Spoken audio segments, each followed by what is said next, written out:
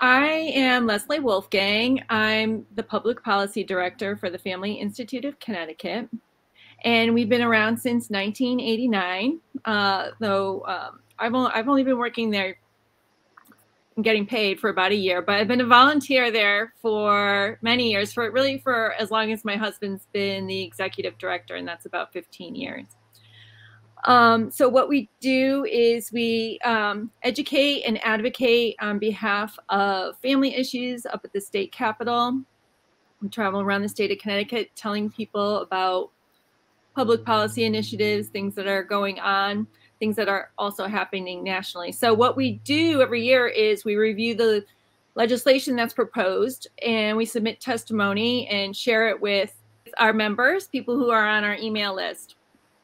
And we encourage them to participate, to come up with the Capitol, to write their legislators, find out who their legislators are, just become involved in the process.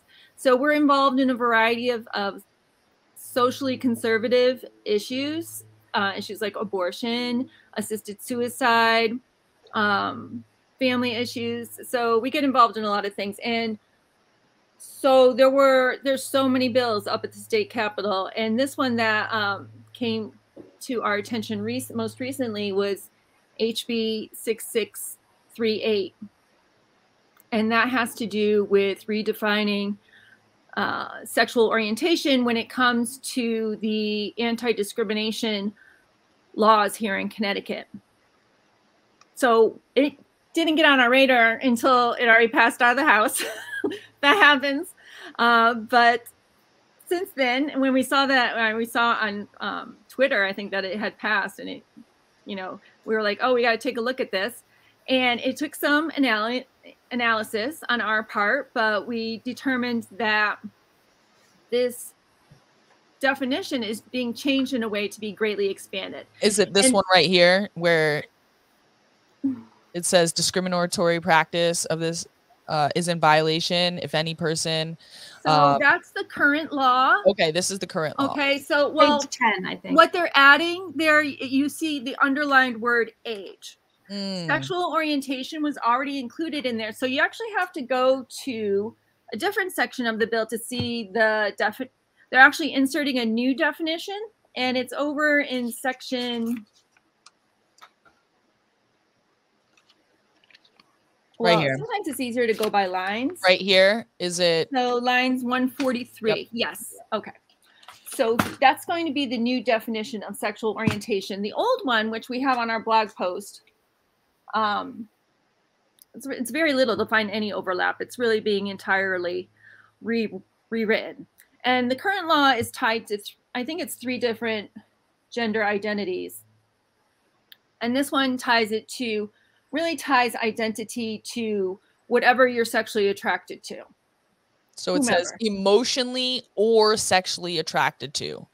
Romantically, emotionally, or sexually attracted to. So you kind of have to go back and see, well, to which?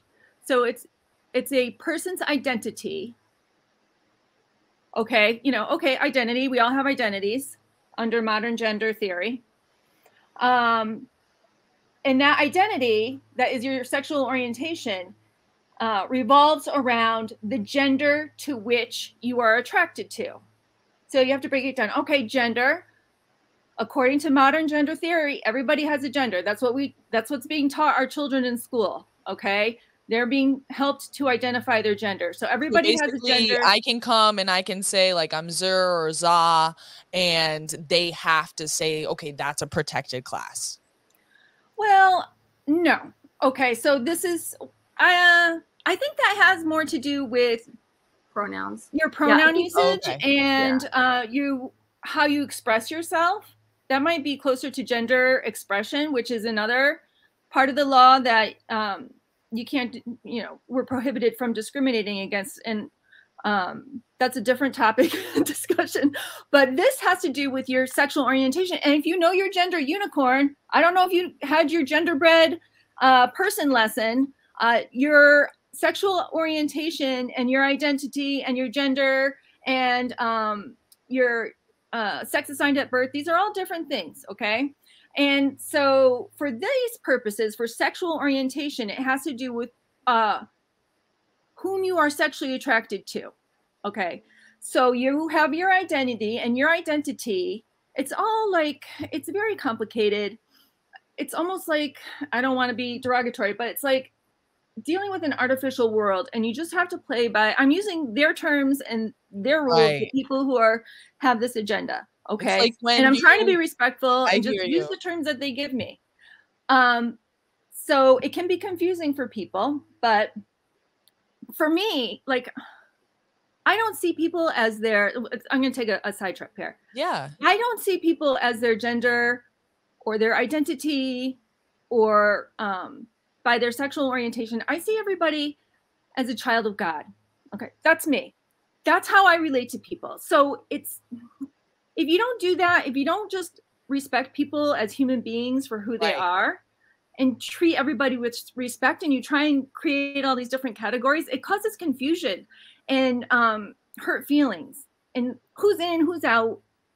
Right. So it actually seems to create more exclusiveness rather than inclusiveness, right? Right. Sure, if I'm talking to somebody and this could be part of who they are, but it's not something that I'm going to have as their singular thing, that anytime I talk to them, I'm like looking through that lens. It's much more effective to just see everybody as a human, you know, and perhaps, you know, you might have some religious connotation to it, a child of God or an individual, whatever your preferred language is. I can it does. It gets so confusing. Right. Well, that's why FAIR is using the terminology, we're the pro-human movement, to take that sting out of it, because we're all human. I don't care what color or what gender or what attraction you have, whether, you know, we're all human. So I think, even though that's not a religious connotation, the notion that we're all human and we should be kind and we should be respectful is spreading. So that's good news from a religious perspective, right? Because it doesn't matter if it has that attached to it.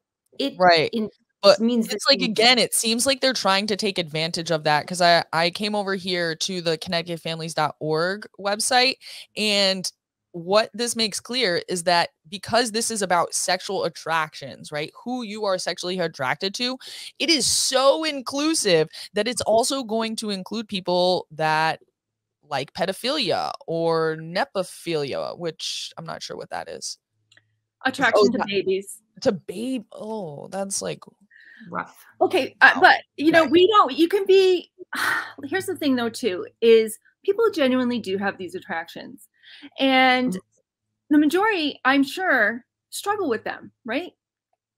You can even say, like, the majority of people do not, with these attractions, do not want to be anywhere near a child. And that can be true.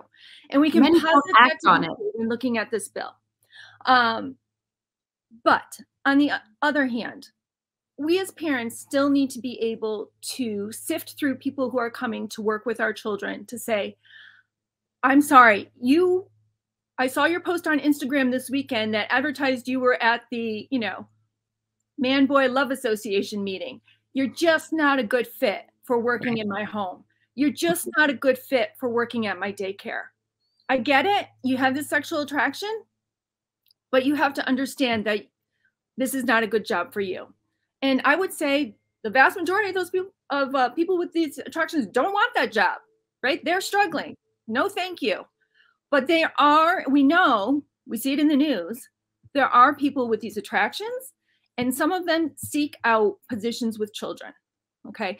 And parents need to be able to say, without the threat of being dragged in front of the Commission on Human Rights and Opportunities, I'm sorry, you cannot work with my child. You cannot work at this daycare. You cannot work at this camp. Okay. I remember there's several huge cases at, I know, like there was the college, the Sandusky one, and then there was the one with all the gymnasts. And these are examples of people who have embedded themselves in professions where they had not only access to children, but in the case of the gymnast, it was like a doctor who was touching them and telling them that he was performing certain examinations on them, sometimes in front of their parents. So we know that these things happen and that they are covered up for by the system. So the fact that, again, we're widening up this definition is certainly concerning. So what should people do? What can people do right now to take action and hopefully prevent this from passing into law? Okay, so as we noted, it's already passed out of the Connecticut House. What we need to do is to contact our senators and the governor and even the leadership of the Senate and ask them to oppose this bill. You can do that directly, but if you know your legislator's email address, or they're pretty readily accessible by doing a search on the internet, or you can visit ctfamily.org. We have an action center, and where you click on the action alert and they find your legislators for you and send right here the email, a pre-written email, which you can edit, and it goes directly to your senator. So right. And so I'll link this in the description down below, so you can just go down there. You know, once this stream is over, for anybody who's watching it back, it will be down there, or just go to ctfamilies.org. Right, right. We have a couple blog posts, and we almost always link to the action alert in the blog post. And the blog post goes into more detail about, you know, how we got to this point in the definition. But you hit the nail on the head when you said it's revolving around attraction. Okay, it's really opening up to your identity is based on any sexual attraction you have. And if anything, gender just limits it to people. Like, you have to be attracted to other people, because at this point it's people who have genders, but there's no restriction to their age. And I would challenge the legislators who say it doesn't contain what we say it does based on the simple reading of the bill, is then add a restriction. You know, it used to be the old law. The current law has a prohibition to sexual orientation where the underlying behavior is part of a sex crime, and that's being taken out. So tell us parents what you're doing to protect the children, definitionally in this statute. That's all. I don't think we're asking for too much. Yeah, I certainly don't. Earlier today, Stephanie, all they have to do is add adult live human. 3 words, and this is solved. So I would like to hear from the legislator, why will you not include those 3 words? I want a very specific answer to that. And I think we need to hold them to account, because it would solve the whole problem. I agree. And, you know, it's simple things, but I mean, I was watching a school board meeting last night, and it is just maddening the way that bureaucracy works. But that's why we have to have amazing people out there like Leslie and all of the good people over at the Connecticut Family Center. So please check them out. Go reach out to your legislatures, and let's make sure that this does not become law. Thank you so much, Leslie. Okay. Thank you. Thank you. Take care.